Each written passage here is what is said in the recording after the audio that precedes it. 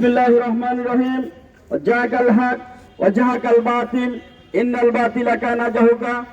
সম্মানিত আট দলীয় জোটের শীর্ষ নেতৃবৃন্দ এবং তৌহিদি জনতা, আসসালামু আলাইকুম। আজ আমরা স্বাগত মিছিল করেছি আগামী 3 তারিখে রংপুরের বিভাগীয় সমাবেশকে সফল করবার জন্য। গতকাল রাজশাহী বিভাগে হয়েছে, আজকে খুলনা বিভাগ হচ্ছে।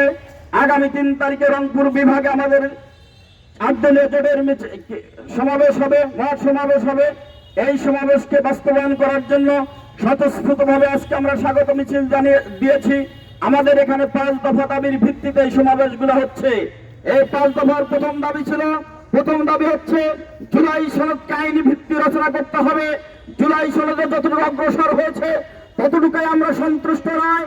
অতি দ্রুত এটাকে গণভোটের মাধ্যমে একটি আইনি ভিত্তি দেওয়ার মধ্য দিয়ে জুলাই শহীদের চেতনাকে বাস্তবায়ন করতে হবে। এখন পর্যন্ত যখন নির্বাচন কমিশন বলেছে হানা ভোট এবং জাতীয় ভোট একসাথে খুবই কঠিন হয়ে যাবে, নির্বাচন কমিশন যখন এই ভোটে কঠিন শব্দ ব্যবহার করেছে, তখন ইন্টারি গভর্নমেন্ট কিভাবে এই নির্বাচনকে একই সাথে করতে পারে তার জবাব দিতে হবে। লেভেল প্লেইং ফিল্ডের কথা আমরা বলছি। এখন ইসলামী দলের মার্কা দেখলে যাদের গা চুলকায়, তারা গুলি করে, তারা বিনবোর্ড ভাঙিয়ে, তারা পোস্টার ছেড়ে লেভেল প্লেইং ফিল্ড না হওয়া পর্যন্ত বাংলাদেশে কোন নির্বাচন হতে দেওয়া হবে না।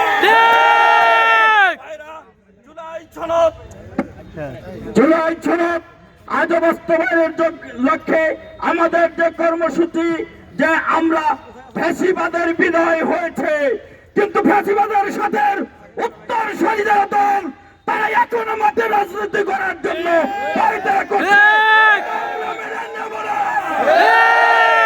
আসুন আমরা আগামী সমাবেশ সফল করব।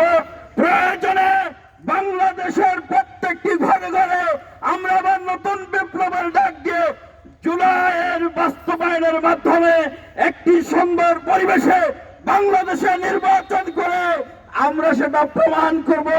এদেশে 54 বছর মানুষ অমুক্ত ছিল, 54 বছর মানুষ ফ্যাসিবাদ এবং গণতন্ত্রের নামে হরণ হয়েছে।